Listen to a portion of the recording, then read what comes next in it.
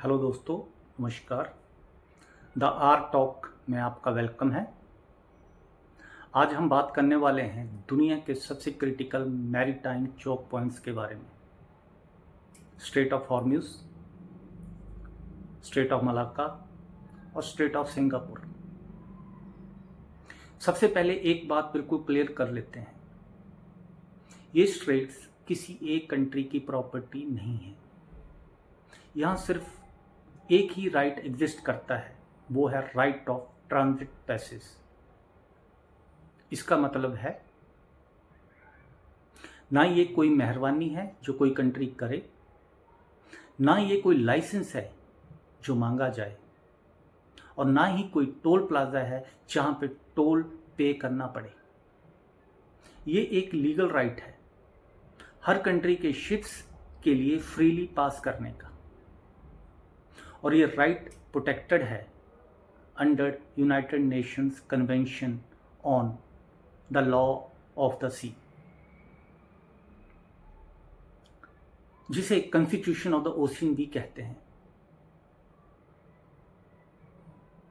यहां पर बात हो रही है ग्लोबल सर्वाइवल की, और ये तभी पॉसिबल है जब दुनिया इन यूएन कन्वेंशन को फॉलो करे। अगर कोई इन लॉज को फॉलो नहीं करता है तो उसको फॉलो करने के लिए फोर्स किया जाए बाय यूजिंग एनी मीन।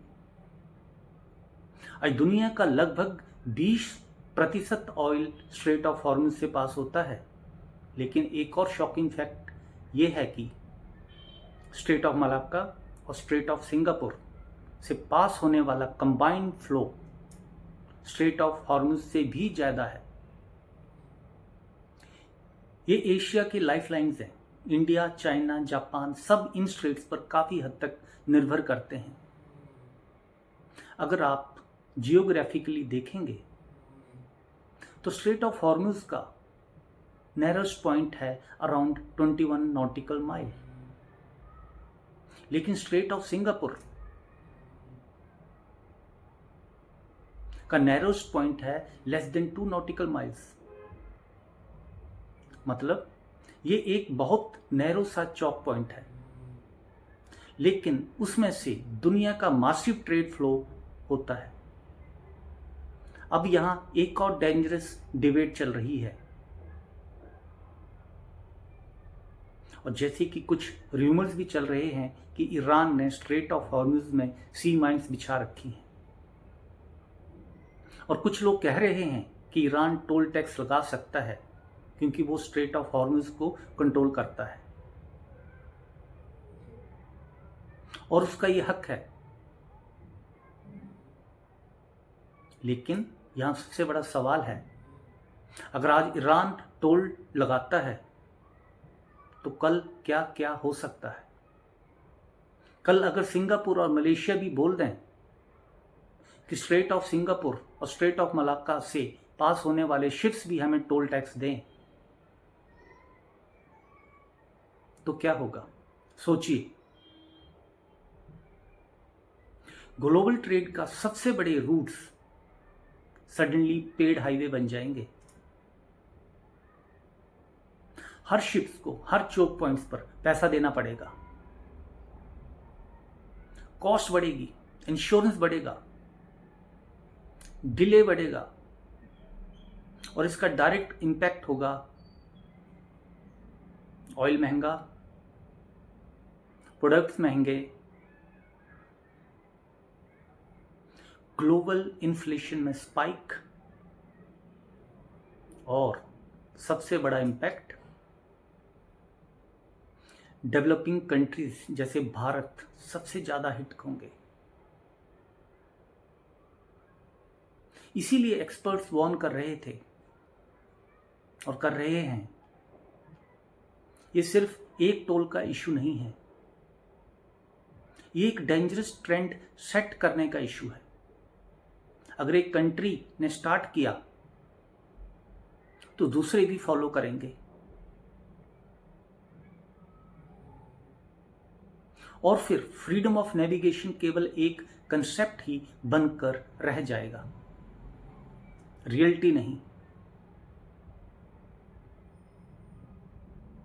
और एक और हार्श रियलिटी,